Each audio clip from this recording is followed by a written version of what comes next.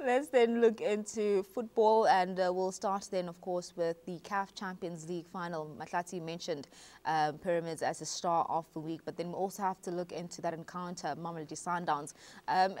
Quite an interesting one, Influence. I mean, earlier on when we started off the show, we spoke about making the right substitutions. And I think that's the key thing in this encounter that we see, not only just with Mamelodi Sundowns. We saw the same thing, Pirates against Pyramids, making the right substitutions, effectively then costing you what you would be hope for Pirates would be a final for Sundowns for that second star, which unfortunately they didn't get this time around. But when you saw those subs being made, and we'll stick with that because we don't have time, talk to us about, I mean, bringing on the likes of Mutiba, Shikabala staying on the bench. A lot of the Sundowns fans were like, how do you not play Mshishi? Yeah, hi, Sundowns. I don't know. It was a very, very disappointing thing because, you know, they were there. The match was there. The match was there for the taking. I understand that this Pyramids team is quite a tricky team to play against, and especially when they're at home. Most of the teams are very complex to unpack them when they're at home. But you are right. I think the coach must take much of the blame for the mess. The senior players must take part of the blame for this mess also. If you go back to the first leg at Loftus, that Pyramids goal should not have been a goal. They should have defended better. They didn't. That's the part where the players must take responsibility. But also you feel Sundowns should have been more stronger, should have maybe scored more goals at home if the coach was a little bit more adventurous from the start. I've always never really understood why he doesn't trust Peter Shalulile at this level. He has persisted with Salas, especially in the first leg, and I mean, knowing what you know now, he didn't do much. I feel Shalulile could have added more value because of the experience, having been there, you know.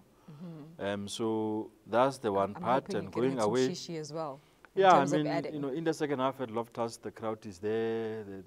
The moment was perfect for Shishi to come and maybe try and influence the game in the way that he did. I mean, before that match, we saw him at Al Ahly as well. So with Al Ahly, he played that pass that led to the goal. Leading up to the first leg, they played a league match, and Mshishi came in the second half. And he was the real Mshishi that we know, and you sort of miss that in the final. I mean, players like Mshishi, because of they've been there so much, they know the moments, and they can have a feel of the situation. I'm sure when he's sitting on the bench, he's not just sitting there drinking Powerade the whole time. Of course, he's watching he's and analysing. He's watching, he's analysing. And he knows these players, you know. So that was a miss. I just feel that, also I just don't think that this coach really understands. I understand Shikabala and what he means to this club, what he means to South African football. It's a regret that is going to be there. It's the same mistake that the Bafana coach did to Hugo Bruce when he first came. Yes. He changed his mind later, and I mean, the man he still has a job. he still has a job. So yeah, I just feel a lot of things went wrong in terms of how the lineups was. He made changes in Egypt, removing Salas, but still, there's always been the thing that Tarsis Morris maybe he persisted with him also, maybe not quite the right choice. Yeah. But even there again, you miss an opportunity of putting in Mshishi at a critical stage of the match where you really had to go out there and do something special. And Mshishi has it in him to be able to do something special. So I blame the coach, I blame the senior players. They'll really have to go back and really look in the situation and see what they do going forward. But you feel decisions need to be taken at Sundowns. They can't go on like this. So before we get into the continuation, I'm interested because when we were celebrating Mamelodi Sundowns for winning the league, we spoke about Ribeiro and how he's being used differently. And you saw the same. Now it became a difficulty in this final because you playing him on the right wing, that's not his position. It's more of an attacking player. So that compromised Mamelodi Sundowns as well, where now you also bring in a Matthews. So I am all for players being versatile, but when you've got a cup to win, you have to understand your player's strengths and use them accordingly. What did you think of how Ribeiro is being used? Because we're not seeing the same player that was dancing and attacking and playing as a 10 when the season started. Yeah, you can feel that maybe the coach wanted to come up with a surprise element to frustrate the opposition. If it works, you look like a genius, but if it doesn't work, then it's a problem. Yeah. Obviously, he changed, and then he removed Sales and brought in Jaden Adams, who also, Jaden, if we are to be honest, he has done well in the league, but on the continent didn't do well. I guess he needs more continental football matches to really get to acclimatize and get to grips with just the demands of that level. That level is very, very high. On Ribeiro also, Ribeiro generally, if you look at his contribution in the Champions League, it has not been good. And not only him, even Marcelo Allende to a large extent also, he has not been good. It brings me back to the question of saying, maybe part of the post-mortem for Sundowns of the Champions League is to really look into this thing of maybe focusing more their scouting on the West Africa, having the big players from West Africa. The very same pyramids have got two players in two key positions who are West Africans. That central midfielder Baliti, Toure, and also the striker.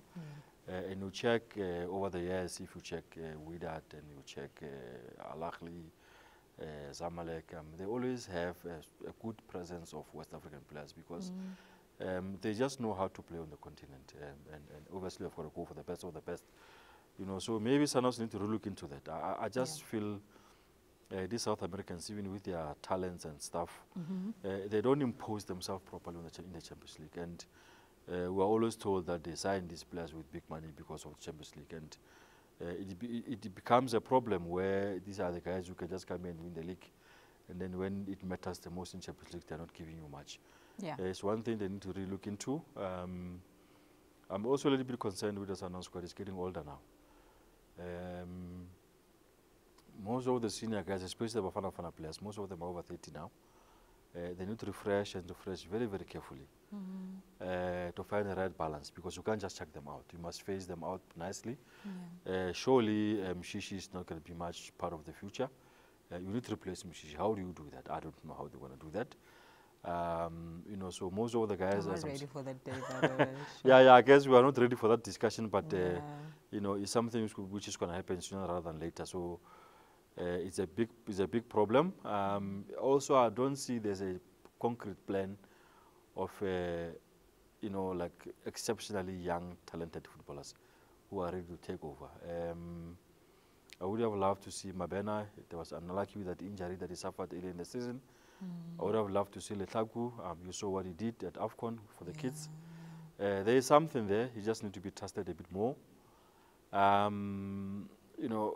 There's no doubt about the quality and the talent of Malebongwe Koza, but he's in and out of the team.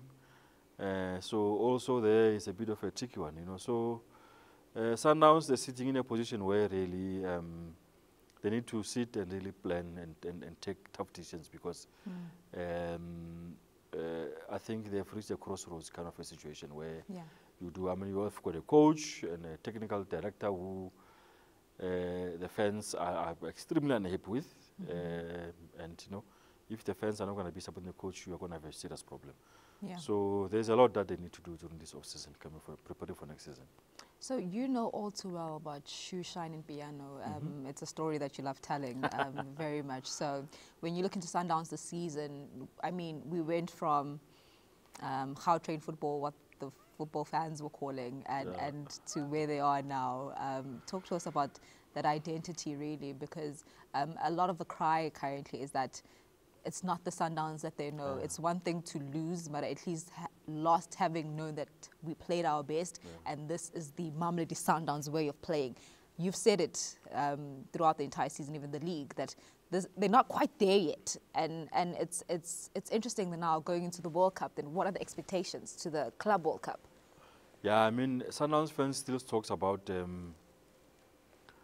the type of football they played with Lompo and Sugar, Sereno, Villa, Mshishi. And even you can add Kick and Dolly, you can add Pesitao, you know. Yeah. And coming this way with Coach Rulani, that team that Coach Rulani assembled. Most of the players are still there, but they're not just quite playing the same football. And Sundowns fans have been spoiled for many, many years with that type of football. They've deviated a little bit from that type of football. The fans are not happy, and whether they are right or wrong is another story, you know. But that's what they're used to. I understand that this coach came, played 21 matches, lost 1 and drawn 2, and won the league. Yeah. But it's not enough. For Sundowns now, because the standard is set so high, Yeah. it's also not enough to get to a final of a Champions League. You have to win it. Finals are there to be won. Nobody cares about the guy who finished second, you know. The first person to lose. I mean, you know, you have lost, you know. So yeah, I guess also they need to find that balance of playing well and winning. Coach Ulani did it. Coach Ulani played good football and still won, even though he didn't win the Champions League. But you know, they were very easy on the eye. That's why, to a large extent, I think maybe the fans forgave him for not winning Champions League because they were happy with the way he played. Yeah. If that's good enough or not is another story. But yeah, the way they're playing is not the way Sundowns needs to play. Then you get back to those basics. If this coach continues next season, there's going to be a lot of work that needs to be done in terms of playing the Sundowns way. Currently, they've got the job done in the league, but the football they're playing is not enough. And also, one thing which we need to be honest about with Sundowns, they're not winning much in terms of trophies. No. You need to be winning trophies. At this point, everybody just has a trophy apiece. You have to win the league. I mean, of course, you have to win the league, but you also have got to win trophies. I mean, they went to Bloom and make a big mess there with Magezi in the Carling. Yeah. MTN 8 also is gone. NetBank is gone. So they need to obviously be in contention at all times to win the league, because winning the league takes you back to Champions League and trophies, because players also make money from these trophies, you know. So of course. So there's a lot that they need to do. The other interesting thing will be they may go back next season and maybe win the league, and that is largely due to the fact that at the bottom there's nothing much that is going to push them, because it's up to Pirates, largely up to Pirates and Chiefs to put Sundowns. And obviously, we'll have to wait to see how they boost those teams and see how competitive they're going to be. But Sundowns, even when they are not at their best, they can still win the league again, which is a real pity for South African football. It definitely is. Shifting focus then to national teams. We'll start with Banyana with the Tri-Nation Series, where, of course, they've been playing Botswana, Zambia in preparation for WAFCON, as they are the defending champions. Talk to us about the importance of their preparation, Influencer. Yeah, we always hammer Safa. But this time I'm going to say something nice about Safa. Oh, wow. Lovely. What is that? Preparation. Yeah. And also not hammer them for not taking them to that nonsense called Fun Valley. Yes. They are in a hotel. Yes. They are well looked after. They are preparing. These ladies have been all over the place. I think they played against, they were in Europe and they were in Jamaica. Now they are playing these matches. There will be one window of FIFA week. Nothing much is going to happen there because it's a short one just for releasing of players from clubs. Yeah. But you need these camps to prepare. And I'm quite happy that they've been given the opportunity to prepare. The coach, you know, sometimes the coach needs to have a feel with the players, you know. And also the players, the more they play together. And also the good thing is that there's a couple of senior players who are coming back. I think Bambanani Mbani is coming back. Dlamini is also coming back. Refugee Jani is coming back. I know there's an issue with Hilda Magaya with an injury. She's not played in these 2 matches against Botswana and Zambia because they're trying to make sure that she recovers fully from that injury. She's been well looked after. She's came to be overseen by the medical teams, the people of the team. There were some players who didn't come because of club commitments, like the striker, Tembi, and a few others who didn't come for this camp. Yeah. But they shouldn't be too much worried because they're playing wherever they are. So not much worry there in terms of match fitness. But I'm quite happy that the sponsors Sasol have come on board. You know, our friends at SAFA are also chipping in to make sure that they prepare. Yeah. They have to go there and defend this thing. It's very, very important. Yeah.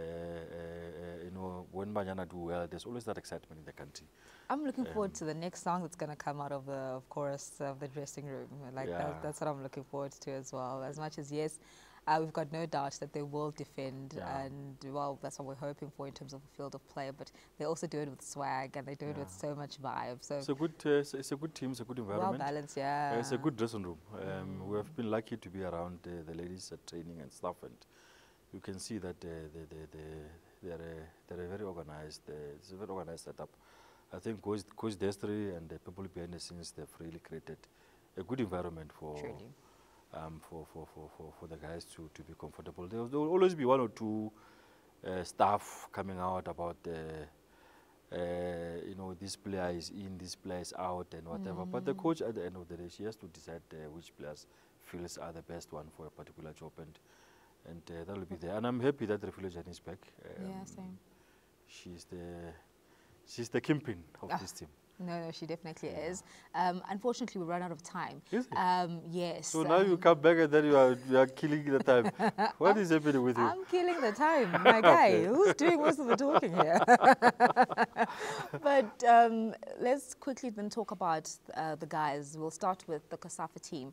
Of course, being coached by Coach Vela Kumalo, but looking into the players that are there, 5 players from Kaizer Chiefs who they are absolutely happy about that inclusion, so saying, okay, at least Natsisia Vela somewhere, national team asset. And then you have 2 from Orlando Pirates, that being Ura Diopane and Dlamini. Talk to us about, you know, the inclusion of these players from this team. And I know there's also an exclusion that we'll get to in just a bit. Yeah, I think, you know, I mean, the real Bafana is in Polokwane as we speak now. Which one is in Bloom again? In Bloom is the COSAFA side. And it always sort of pains me in a way that there's a lot of players who are in that Bafana team that is in Polokwane for the friendlies against Mozambique and Tanzania, who I feel needs to go to COSAFA and be tested at COSAFA level. Oh, really? Especially the younger players. A player like I can give an example, and it's not no hard feelings, but a player like Slepe should, you know, get his first Bafana cap at COSAFA. Not that. But my guy, if you're playing for a big team and you're doing well, what must happen? Yeah, you know, sometimes you really need to take the steps. You know, I know the coach said he will try and play all the players, which means he will play. But he will have a bigger role to play at COSAFA, because then there you feel you'll probably start all the matches and gain more international experience and that kind of thing. I'm just a bit worried that to a large extent we don't take this COSAFA serious, and it becomes a problem. You just take the players that didn't make it to go to Bafana Friendlies preparation. No influencer. When are they? You and I never disagree, ne? Mara, this one. These players that are at COSAFA now, I mean, which player there at COSAFA can go and play for Bafana? Dlamini can go play for Bafana. You can also have, we've spoken about Aiden McCarthy. If he gets his Aiden McCarthy timing is right there at COSAFA. He will get it right. He can go play there. Who else? Let me see. Okay, I'm looking at the Chiefs side. I'm like, okay, maybe not too much on the Chiefs side. Yeah. Radio Pane, you can also go put in Radio there. Pane? Yes, No, you can. no, But you know what my point is, influencer, is that as much as you're saying that we don't take it too seriously in terms of COSAFA, and that there are some players that don't really deserve it. But you know what my thing is, right? Is that in terms of growth for these players, it's important also to go put them in COSAFA. And I was listening to Coach Vela Kumalo, and he was talking about how he also needs to build this team, because Coach Hugo, then after playing with the senior boys, he'll have to watch this COSAFA team and see who stood out from this side and who can then he integrate into then the bigger boys as to who then joins the senior team. So it's just as important. It's not like it's completely disjointed.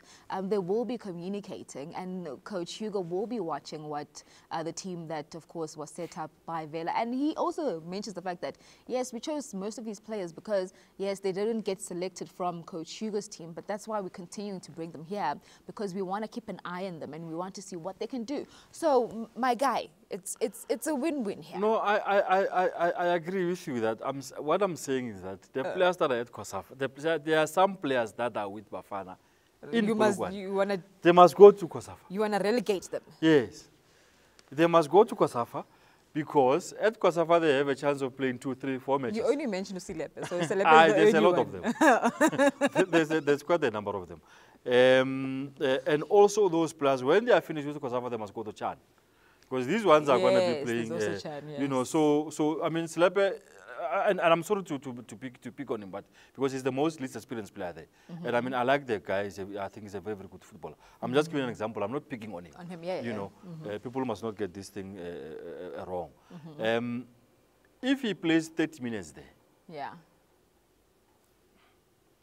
you know, I would rather have him at COSAFA, where he can play whatever amount of matches Bafana are going to be playing in the tournament.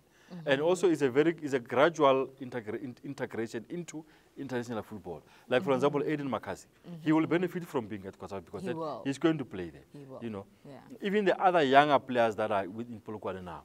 I mean, you can imagine the coach said that he wants to play all the players, but if the match suddenly becomes a bit tricky, where he can't really make changes for the sake of making changes, some of those players are not going to play. But influencer, remember when Hugo got here, what his biggest thing was? Is that he wanted young players. And part of wanting the young players, you've got an advantage now. Mamelodi Sundowns are busy. So you take essentially that's... No, you take them to COSAFA when Mamelodi Sundowns players are available. Currently, Mamelodi Sundowns players are not available. So then what do? Okay, let me try out these youngsters. I mean, I said I want to try young people. So let me see how they fare up and get to, you know, to understand them a little bit. So I think for me... yeah, well, I mean, let's see how it goes. But, you know, I would rather them at COSAFA playing a little bit more. And also there at COSAFA, the competition can be very, very tight there. I mean, Zambia also comes with a strong team. But my guy, you were just saying you want young players to be given a chance. Zimbabwe, yeah, but they must at COSAFA. No, man, because they may not play there. My guy, na igap nyalo. Mamelodi Sundowns squad ayikho yonke. So, okay, what must happen? Let's bring in these young players. They must go to Bloemfontein. They will go to Bloemfontein when there's a need to go to Bloemfontein. Right now there's isn't. A need now. No, influencer, no. There are players who for a long time have been on the fringes of Bafana.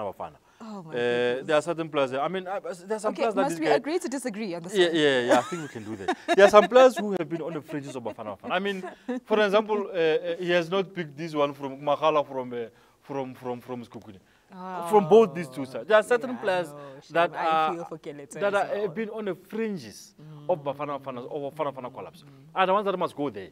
And then these younger ones who have been on a breakthrough this season, let them go to Bloemfontein. But I guess we can always say that the coach knows best, and then we'll see. And I'm also happy with Vela Kumalo. That is getting an opportunity to coach the national team. Yes, with alongside him. He's a guy who has earned his stripes now. It's good that they are showing faith in him.